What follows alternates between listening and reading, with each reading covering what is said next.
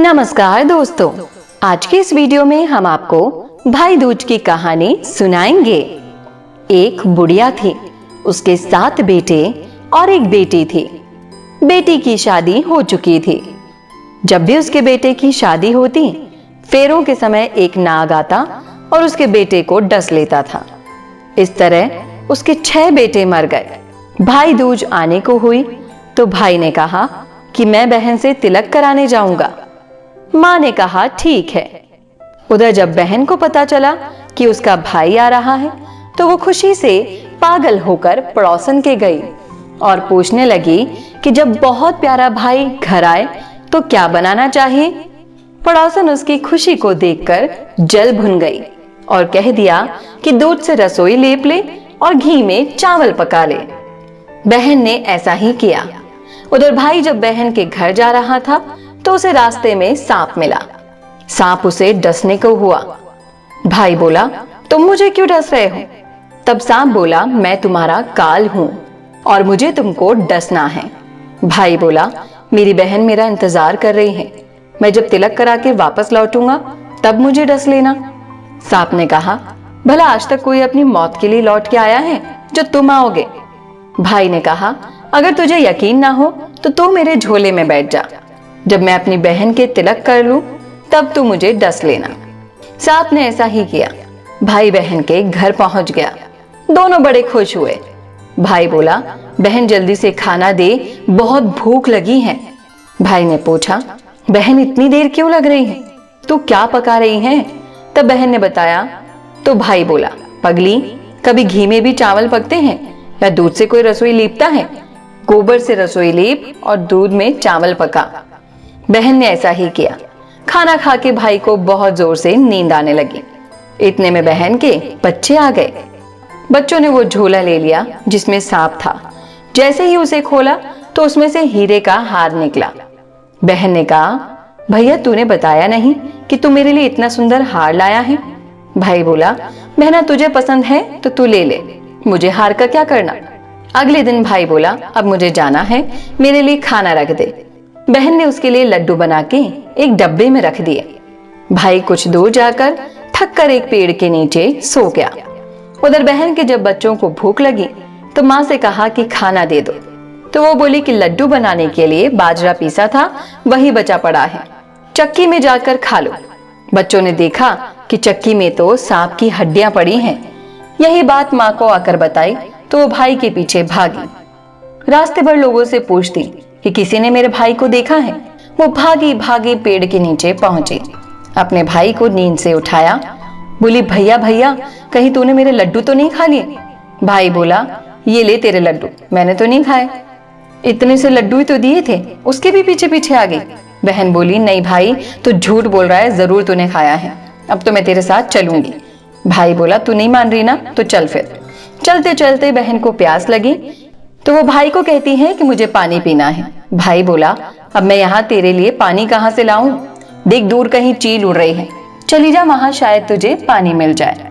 तब बहन वहां गई और पानी पीकर लौट रही थी तो रास्ते में वो देखती है कि एक जगह जमीन में 6 शिलाएं गड़ी हैं और एक बिना गड़े हुए रखी हुई है। वो एक बुढ़िया भी बैठी थी। उसने बुढ़िया से पूछा कि ये शिलाएं कैसी हैं? तो उसने बताया कि एक बुढ़िया है, उसके 7 बेटे थे, 6 बेटे तो शादी के मंडप में मर चुके हैं, तो उनके नाम की ये शिलाएं जमीन में गड़ी हैं। अभी 7वें की शादी होनी बाकी है।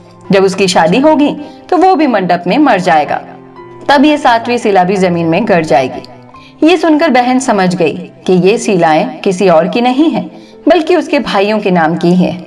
उसने उस बुढ़िया से अपने 7वें भाई को बचाने का उपाय पूछा। बुढ़िया ने उसे बता दिया कि वो अपने 7वें भाई को कैसे बचा सकती है। सब जानकर वो वहां से पागलों की तरह अपने भाई को गालियां देती हुई चली। भाई के पास आकर बोलने लगी, तू तो जलेगा, कुटेगा, मरेगा। भाई उसके ऐसे व्यवहार को देखकर चौंक गया, पर उसे कुछ समझ नहीं आया। इसी तरह दोनों भाई बहन माँ के घर पहुंच गए। थोड़े समय के बाद भाई के लिए सगाई आने लगी।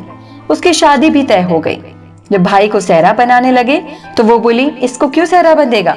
सेहरा तो मैं पहनूंगी, ये तो जलेगा मरेगा। सब लोगों ने परेशान होकर सेहरा बहन को पहना दिया। बहन ने देखा कि उसमें कलंगी की जगह सांप का बच्चा था। बहन ने उसे निकाल के फेंक दिया।